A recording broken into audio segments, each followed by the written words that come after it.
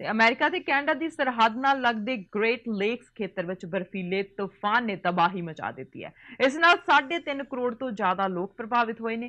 ਖਰਾਬ ਮੌਸਮ ਦੇ ਕਾਰਨ 1600 ਤੋਂ ਜ਼ਿਆਦਾ ਉਡਾਨਾਂ ਰੱਦ ਕਰ ਦਿੱਤੀਆਂ ਗਈਆਂ ਨੇ। 5000 ਤੋਂ ਜ਼ਿਆਦਾ ਜਹਾਜ਼ਾਂ ਦੀ ਉਡਾਨਾਂ ਵਿੱਚ ਦੇਰੀ ਹੋਈ ਹੈ।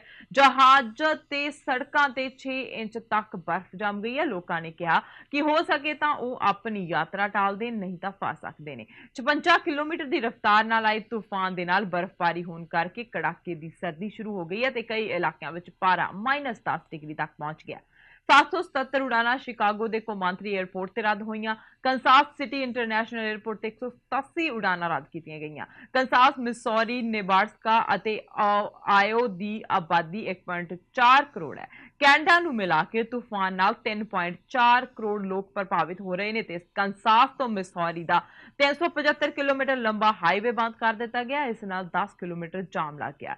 ਰਾਸ਼ਟਰੀ ਮੌਸਮ ਸੇਵਾ ਨੇ ਦੱਸਿਆ ਕਿ ਕੰਸਾਸ, ਸੈਂਟਰਲ ਮਿਸੌਰੀ, ਦੱਖਣ ਪੂਰਬ ਨੇਬਰਾਸਕਾ ਵਿੱਚ ਹੋਰ ਬਰਫ਼ਬਾਰੀ ਹੋਵੇਗੀ। ਬਰਫ਼ਬਾਰੀ ਵਿੱਚ 70,000 ਘਰਾਂ ਦੀ ਬਿਜਲੀ ਗੁੱਲ ਹੋ ਗਈ ਹੈ।